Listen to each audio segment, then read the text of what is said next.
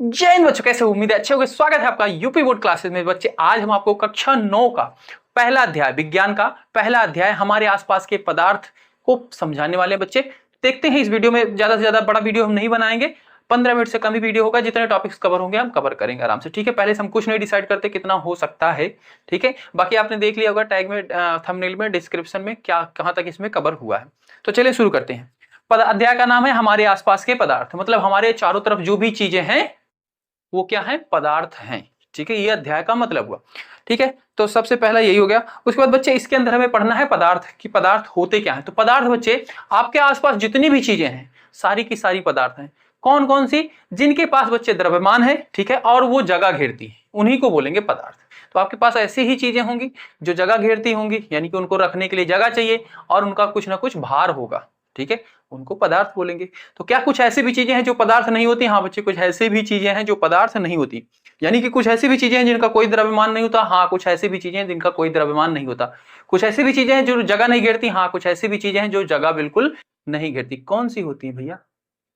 तो बच्चे सूर्य का प्रकाश, सूर्य का प्रकाश जो आता है ये जगह नहीं घेरता, ठीक है। और बच्चे इसका कोई द्रव्यमान नहीं होता, ये नहीं कि आप धूप में चले गए तो आप भारी भारी फील करने लगे, नहीं। तो सूर्य का प्रकाश क्या है बच्चे, या प्रकाश क्या है? पदार्थ नहीं है, ठीक है, पदार्थ नहीं है। प्रकाश जो है पदार्थ नहीं है।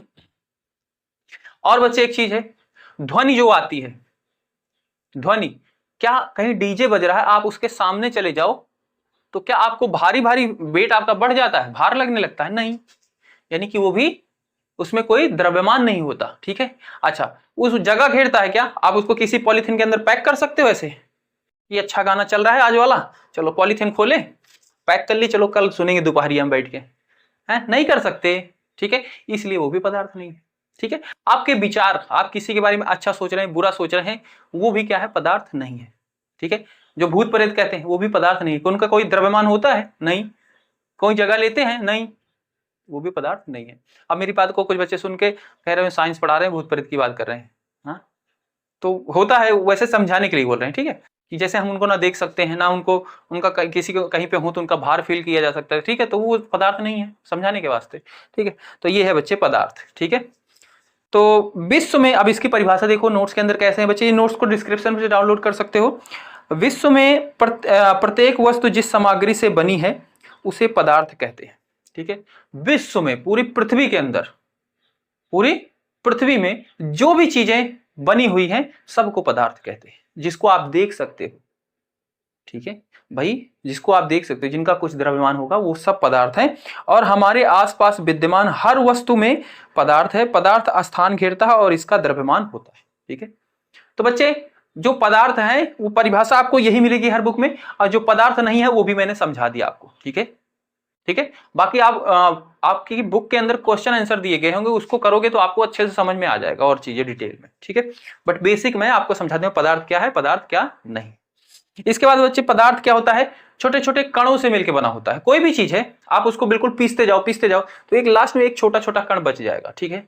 तो यानी कि वो चीज क्या है, पदार्थ, छोटे छोटे कणों से मिलकर बना। कोई भी चीज, पत्थर है उसको पीसते जाओ, पत्थर को पीसते जाओ, लास्ट में एकदम चूरा कर दोगे, कितना भी चूरा करोगे फिर भी छोटा छोटा कण बचेगा, यानी कि वो क्या है, कण है उसके, ठीक है। और वो क्या है, पदार्थ था, उसके छोटे छोटे कण है। तो कणों के भौतिक गुण, कणों के भौतिक गुण मतलब वो भौतिक रूप से कैसा व्यवहार करते हैं वो चीजें। तो पहला है पदार्थ कणों से मिलकर बना होता है, ठीक है। पदार्थ क्या है, कणों से बना है, ठीक है। कोई भी चीज है आप उसको बिल्कुल बुरादा करो, लास्ट में बिल्कुल चूरा चूरा बचेगा, वो कण होगा, ठीक है।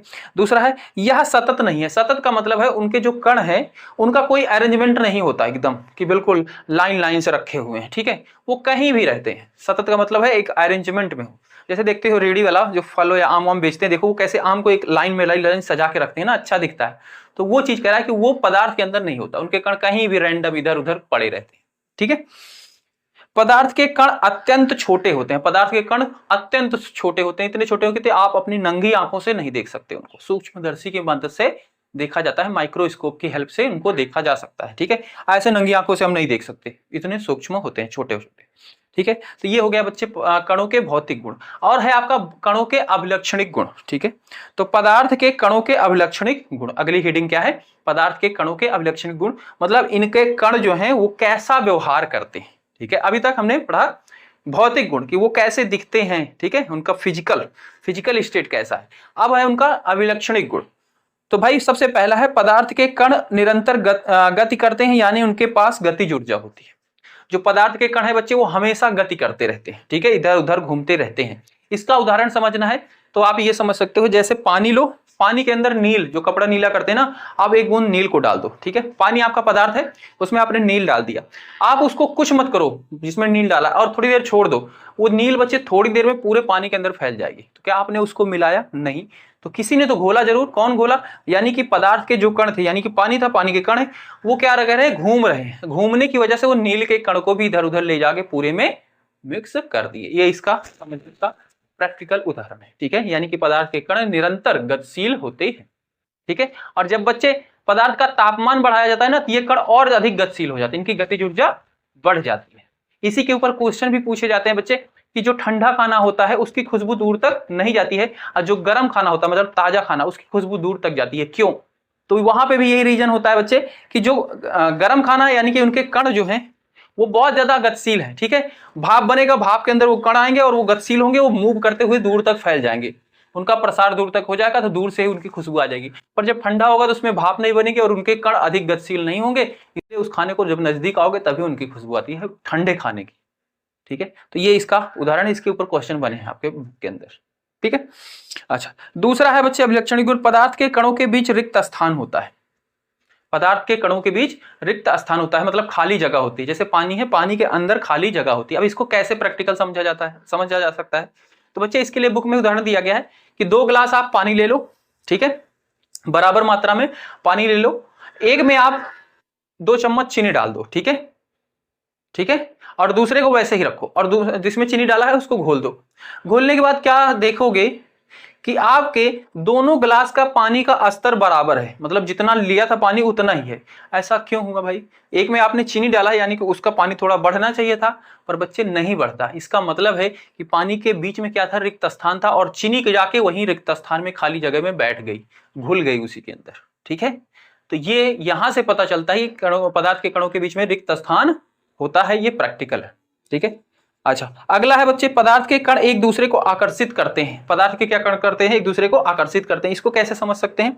इसको समझने के लिए बच्चे पानी, टोटी का जो पानी होता है, आप टोटी को खोल दो, ठीक है, और उसके अंदर बीच में ऐसे उंगली रखो, तो देखोगे बच्चे पानी क्या होगा, आपकी उंगली की वजह से वो क्या हो जाएगा? बंट जाएगा 2 भागों में, और जैसे ही पानी आपकी उंगली क्रॉस करेगा फिर चिपक जाएगा और नीचे गिरेगा वैसे। तो इसका क्या मतलब हुआ? पानी जो है वो कणों से मिलकर बना है, और उसके कण क्या कर रहे हैं? जब आपने उंगली रखी तो पानी पहले तो अलग हुआ, फिर लास्ट में फिर चिपक गया। चिपका क्यों? क्योंकि उसके कण एक दूसरे को आकर्षित कर रहे हैं और वो चिपक के फिर नीचे गिर रहा है, ठीक है। तो इससे ये आपका अभिलक्षणिक गुण सिद्ध हो जाता है, ठीक है। तो 3 इसके अभिलक्षणिक गुण है बच्चे।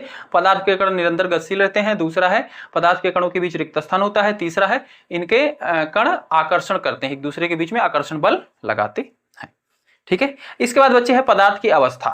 पदार्थ की अवस्था मतलब कौन कौन सी अवस्था में ये पाए जाते हैं पदार्थ, ठीक है। तो बच्चे आपके बुक में तो आपको 3 ही अवस्थाएं बताई गई हैं, ठोस, द्रव, गैस। फिलहाल अभी आज के टाइम पे 5 अवस्थाएं टोटल हो गई है, ठीक है। नेट पे आप देख सकते हो 5 अवस्थाएं हैं, पर आपके सिलेबस में भी आपको 3 ही पढ़नी है। तो हम वही 3 ठोस, द्रव, गैस के बारे में ही बात करेंगे, ठीक है, ठीक है। पदार्थ की अवस्थाएं, तो भौतिक रूप से पदार्थ 3 अवस्थाओं में पाया जाता है। भौतिक रूप से पदार्थ कौन कौन सी अवस्था में पाया जाता है? 3 अवस्था में पाया जाता है। पहला है ठोस अवस्था, दूसरा है द्रव अवस्था, तीसरा है गैसीय अवस्था। ठोस, द्रव, गैस 3 अवस्थाओं में ये पाया जाता है। ठोस, द्रव, गैस समझते ही हो ना। जैसे पानी है, पानी जो है 3 अवस्था में पाया जाता है। पानी देखो, जब ये पानी है लिक्विड फॉर्म में यानी कि द्रव है, ठीक है। इसी को जब आप फ्रिज के अंदर फ्रीज कर देते हैं तो बर्फ बन जाता है। बर्फ क्या होती है? ठोस होती है, ठीक है। और इसी को जब बॉयल करते हैं तो भाप बन के उड़ने लगता है, यानी कि गैस अवस्था बन जाती है, ठीक है। तो पानी जो है 3 अवस्था में पाया जाता है, ठीक है। तो तीनों अवस्था आपने देखी भी है, ठीक है। अच्छा, हम मानव शरीर को भी पदार्थ की 3 अवस्थाओं में विभाजित कर सकते हैं। जो हमारी शरीर है ये, इसमें भी 3 अवस्थाएं हैं, ठोस, द्रव, गैस। यही 3 अवस्थाएं है ही, ठीक है। अभी तक जो पहले पढ़ा था उसी हिसाब से सिलेबस, बट आप आज के टाइम पे 5 अवस्थाएं खोजी जा चुकी हैं। तो ये है बच्चे। तो हमारी जो हड्डियां और दांत है ये क्या है? ठोस है, ठीक है। दांत जो है हमारे बिल्कुल ठोस है। हड्डियां जो है, जिसका हमारा ढांचा है पूरा, वो भी ठोस है, ठीक है। ब्लड यानी कि रक्त और जल, जल भी होता है हमारे शरीर के अंदर, हाँ। ये क्या है, द्रव अवस्था में है, लिक्विड फॉर्म में है।